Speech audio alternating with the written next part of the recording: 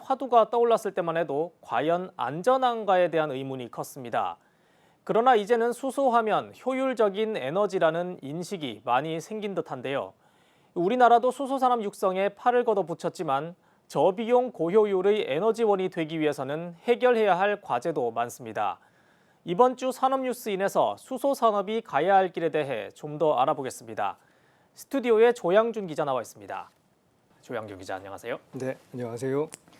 네, 이제 이번 주는 수소 산업에 관련된 이야기를 해주실 텐데요. 이제 수소 산업이 아직 초기 단계인 걸로 알고 있는데 이 각 나라들이 속속 이제 수소 산업 육성에 나서고 있는 거죠. 예, 먼저 글로벌 현황을 좀 살펴볼 필요가 있을 것 같습니다.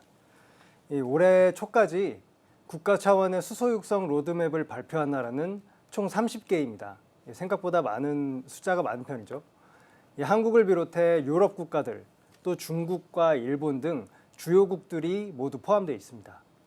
이들 30개 나라가 계획 중이거나 또는 이미 가동하고 있는 수소 프로젝트는 총 228개이고 여기에 투입된 공적 자금만 700억 달러, 약 80조 원 가까이 됩니다. 민간 자본까지 합하면 투자 규모는 더 커지겠죠. 또 세계 수소 관련 기업들이 모여서 만드는 이 수소위원회라는 협의체가 있습니다. 2017년 세계 경제 포럼, 즉 다보스 포럼 때 처음 만들어졌는데요. 이 초기 멤버가 13개 기업이었는데 지금은 109개까지 숫자가 불어난 상황입니다. 이들 기업의 총 시가총액만 6조 8천억 달러 이상입니다. 이처럼 수소는 이제 초기 단계를 넘어 본격적인 성장기에 접어들었다는 그런 평가가 나옵니다. 네, 그렇다면 이렇게 왜 많은 국가들 또 많은 기업들이 수소에 주목하고 있는 걸까요? 여러 가지 이유가 있겠습니다만 이제 가장 큰 이유는 바로 기후위기 대응이라고 보시면 되겠습니다. 네.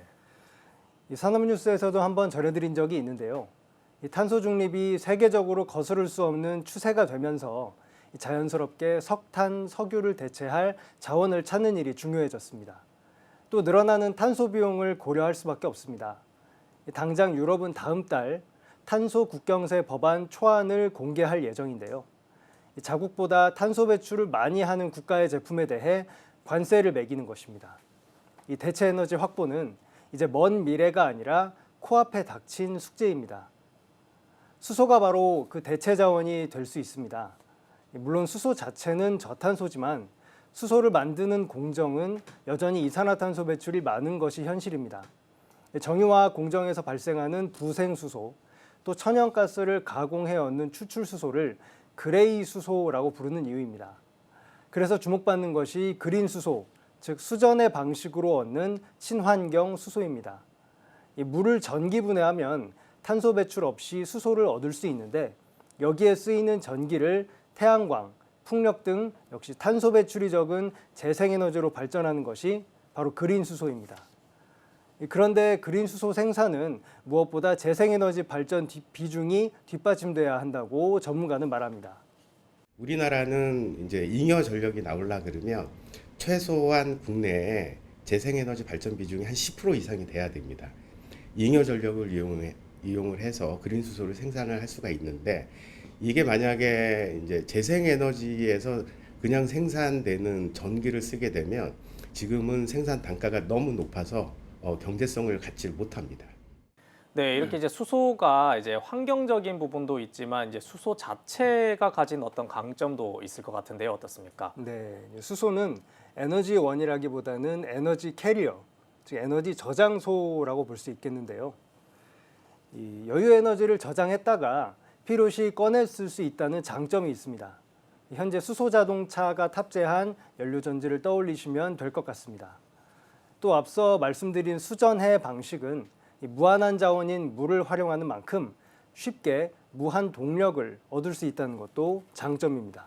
네, 이제 아무래도 근데 수소가 이제 초기 단계이기도 하고 이제 생산할 때 좀 비용이 많이 든다고 하더라고요. 이 경제성 확보가 쉽지 않은 것 같은데 이건 좀 어떻습니까? 현재 상황이요? 아무리 좋은 에너지원이라도 이 경제성이 낮다면 활용도는 떨어질 수밖에 없겠죠. 네. 다행히 여러 나라와 기업이 수소 생태계에 뛰어들면서 점차 수소 비용도 줄어드는 추세입니다.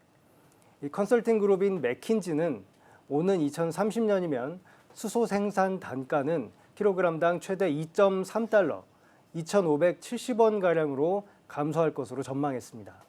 지난해 기준으로 60%나 낮아지는 건데요. 또 빠르면 2028년, 늦어도 2034년에는 수소 생산 단가가 화석연료 발전 단가와 비슷해지는 코스트 패리티가 이뤄질 것으로 내다보기도 했습니다. 국내에서도 수소 단가는 점점 낮아지는 추세인데요. 지금부터 3년 전인 2018년 기준으로 한국 수소 생산 단가는 1kg당 8,800원입니다. 상당히 높은 수준이죠. 이게 20년 뒤인 2040년에는 그 가격이 3분의 1 정도인 3,000원으로 줄어든다는 전망입니다. 물론 이건 수전해 등 기술이 충분히 개발됐다는 전제가 밑바탕이 돼야 합니다. 결국 경제성 확보는 기술 개발 여하에 달린 것이겠죠. 관련 인터뷰 들어보겠습니다. 근데 수전해 기술이 사실 우리나라가 선진국보다 약간 떨어집니다. 그래서 선진국 대비 기술 수준을 비교를 하면 한 70%에서 80% 정도 수준이라고 이야기를 할 수가 있고, 여기에 따라서 지금 국가에서 R&D로 수전의 기술을 개발하는 사업들이 이제 에너지기술연구원 위주로 해서 현재 진행이 되고 있습니다. 네, 이렇게 정부가 이제 주도적으로 수소 산업 육성에 이제 나서고 있는데 민간에서도 또 수소 투자 규모가 커지고 있는 상황이죠. 네, 그렇습니다. 정부는 이미 지난 2019년과 올해 두 차례에 걸쳐 수소 로드맵을 발표한 바가 있습니다. 올해 하반기에도 이제 또 다른 활성화 방안을 내놓을 예정인데요. 이런 정부 차원의 마중물에 민간 부문도 화답하고 있습니다. 이 현대차와 SK, 포스코, 효성그룹은 지난 3월 수소 관련 사업에 총 40조 원 이상을 투자하겠다는 계획을 발표한 바 있는데요. 지난 10일에는 이들 대기업 총수들이 직접 모여서 수소기업 협의체를 세우겠다고 밝혔습니다. 이 수소기업 협의체는 한국판 수소위원회라고 볼 수 있겠는데요. 이 CEO 협의체 형태로 운영하면서 국내 기업의 수소 투자 촉진을 유도하고 수소 산업 공급망 확대한다는 목표를 세웠습니다. 또 4개 기업을 시작으로 계속 회원사를 늘려나가겠다는 방침입니다. 민간 기업이 이렇게 팔을 걷어붙인 것은 매우 긍정적인 신호라고 볼 수 있습니다. 수소 같은 새로운 영역에서 정부의 역할이 물론 중요하지만 결국 생태계 조성에서 기업의 역할이 필수입니다. 특히 정부 수소 로드맵 정책이 생산과 저장, 운송에 이르는 생태계 조성 현실화 측면에서 다소 부족하다는 지적이 나오는 만큼 그 민간의 참여가 좋은 모멘텀이 될 것으로 평가됩니다. 네, 아까 이제 그린 수소 생산을 위해서는 이제 재생에너지 발전 비중을 높여야 된다고 이제 언급을 하셨는데, 이제 수소 생산에서 또 원자력 발전의 활용도를 높여야 된다는 지적도 나오고 있습니다. 이거는 무슨 얘기인가요? 예, 그린 수소를 생산할 때 이 수전의 방식이 활용된다는 것은 말씀드렸죠. 여기서 관건은 그렇다면 어떤 방식으로 전기를 발전하느냐입니다. 이 재생에너지로 발전을 한다면 이상적인 그린 수소가 되겠지만 문제는 재생에너지 발전은 날씨에 의존하다 보니 안정성 측면에서 떨어진다는 것이죠. 이 전기 공급이 들쭉날쭉하다면 수소 대량 생산은 어려운 일이 될 것입니다. 그래서 원자력 발전소가 대안이라는 목소리가 커지고 있는 것입니다. 이 발전 대비 효율성 측면에서 원전은 화석연료는 물론 재생에너지를 압도합니다. 이 균등화 발전 비용, 즉 서로 다른 발전원 간 발전 비용을 표준화해서 따져보는 지표가 있는데요. 이 원전의 균등화 발전 비용은 태양광의 절반, 해상풍력과 비교하면 3분의 1 수준으로 저렴합니다. 따라서 수소 경제성 확보 차원에서 원전이 가장 적합하다는 지적이 나오는 겁니다. 또 원전은 단일 발전원 가운데 탄소 배출이 가장 적다는 장점도 있습니다.